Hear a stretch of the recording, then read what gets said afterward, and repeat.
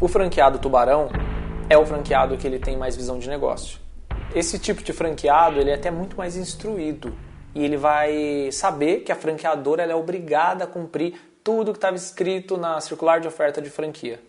E aí você vai precisar de mais designer para fazer arte para esse franqueado, vai precisar de mais gerente de tráfego para fazer campanhas no Google, no Facebook, no Instagram.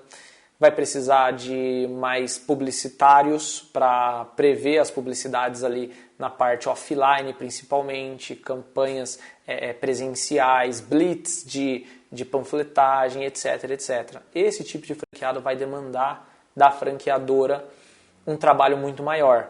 E aí, se você cobrou o royalty fixo desse franqueado, você vai ver que você está pagando para trabalhar para aquele franqueado. Teve uma vez que eu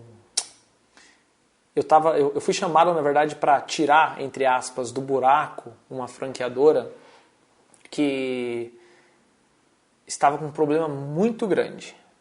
E eu cheguei para analisar aquela situação, né, fazer o levantamento ali de consultoria, né, a primeira reunião de levantamento de consultoria. E o grande problema dessa franqueadora, você não vai acreditar, mas era que ela tinha recentemente vendido as primeiras 30 franquias.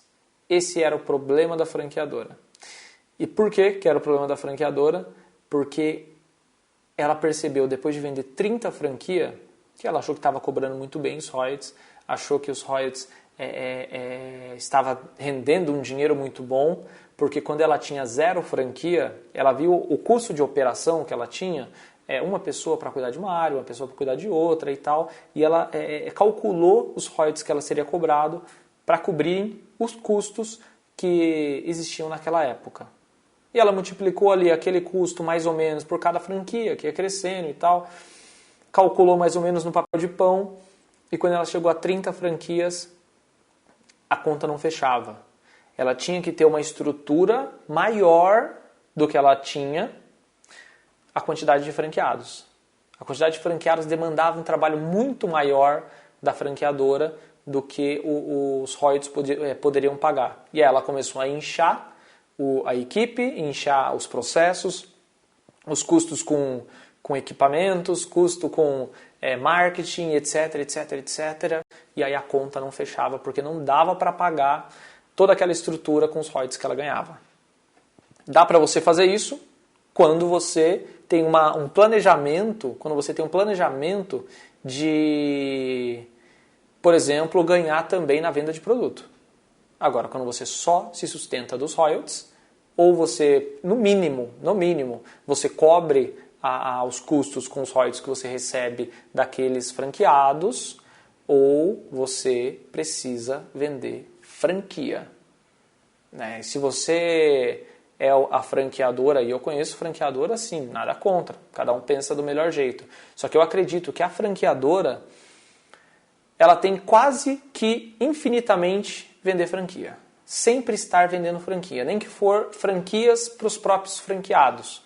Porque existem multifranqueados, que ele compra várias unidades da mesma franquia e vai comprando gradual. Não aconselho que compre todas ao mesmo tempo também, mas você precisa vender franquia, porque sempre está saindo franqueado da rede. Sempre vai estar saindo franqueado da rede, e aí quando você sai 2 franqueados, você precisa colocar no mínimo 1 no lugar.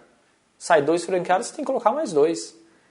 Os franqueados, para você ter uma ideia, os franqueados eles são chamados em concurso, os franqueados eles viajam para fora do país, vão morar para fora do país e aí não quer mais a franquia, quer fazer o repasse da unidade dele. Os franqueados, eles simplesmente querem trocar, compram outro negócio e acham outro negócio que para eles são mais vantajosos, num local que às vezes eles querem morar, e aí eles simplesmente querem repassar o negócio. Ou eles simplesmente findam a operação e aí você precisa, como franqueador, ajudar a fazer o repasse dessa unidade e continuar vendendo franquia. Quando você pensa dessa forma, na parte de expansão, vender franquia, se torna um pouquinho mais fácil não fica muito mais fácil sobreviver, a franqueadora sobreviver, mas se torna um pouquinho mais fácil, porque você tem uma ajuda, né, de faturamento, de receita ali, e você não precisa, entre aspas,